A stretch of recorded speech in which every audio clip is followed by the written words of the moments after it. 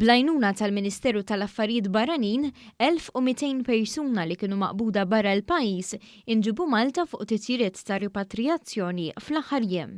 Hemm 355 oħra Maltin u persuni permezz ta' residenza f'Malta li reġistraw u qed jistennew biex jiġu lura. Fl-istess waqt, il-Ministeru għen biex madwar 4700 persuna li kienu Malta ġew ripatrijati lejn pajjiżhom.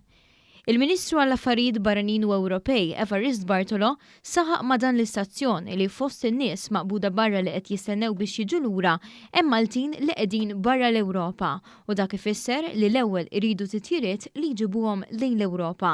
Saħaq li hawnhekk qed isir ħidma bla preċedent mal-Gvern Ġermaniż u anki gvernijiet oħra biex iġibu lura ċittadini Maltin maqbuda barra mill-kontinent Ewropew. Mhux il-Ġermaniżi biss imma anke pajjiżi oħra membri fl-Unjoni Ewropea ħadu ħsieb li itellaw il-ċittadini tagħhom imma mbagħad jgħidu isma' tant seats se nħalluhom għal membri oħra tal-Unjoni Ewropea. Hemm ukoll Maltin maqbuda fl-Ewropa u hawnhekk il-Ministru Bartolo spjega li tnediet skema għal barranin li qegħdin Malta u li jixtiequ jmorru f'pajjiż ieħor fl-Ewropa. Il-total ta' barranin li sa' issa reġistraw għall-għajnuna biex ikunu ripatrijati lejn pajjiżhom permezz ta' din l-iskema jaqbes l-2600. Malli dawn imorru lura lejn pajjiżhom ikunu jistgħu jinġibu l-Maltin li qegħdin fl-Ewropa.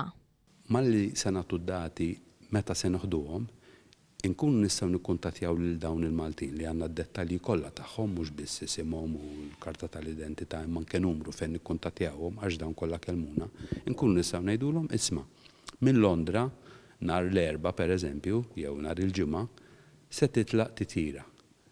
Se tkun fuqha għax se nkunu qed nibagħtu ajruplani mimlijin, sintendi dal-ajruplani nixtiequhom ma jiġux lura vojta u nkunu nistgħu ntellgħuhom fuq dawn it-titjiriet.